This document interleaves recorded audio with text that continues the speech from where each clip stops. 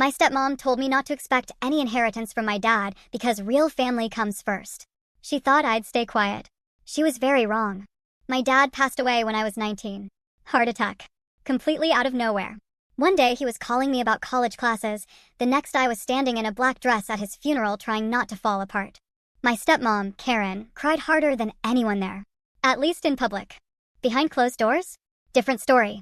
Dad had married her when I was 11 after my mom died. Karen came with 2 kids of her own, and from day one it was obvious who mattered more. Her son got a Mustang at 16. Her daughter got designer bags and expensive vacations. Me?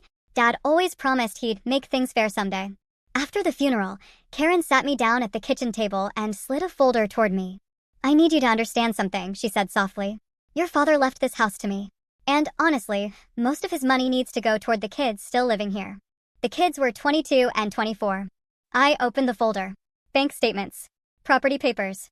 Insurance policies. Then she smiled. "You'll still get something eventually. But don't expect a huge inheritance. Your dad agreed real family should come first." Real family. That hit hard. But here's the thing Karen didn't know. 6 months earlier, my dad had called me late one night asking for help setting up a cloud backup on his laptop. He was paranoid about important documents getting lost. So when Karen slid those papers across the table, I already knew something was off. Because I had seen the real will.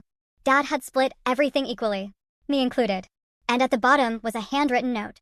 "To my daughter, no matter what anyone says, you were always my greatest pride." I looked Karen dead in the eyes and pulled out my phone. Then I forwarded the will directly to our family lawyer.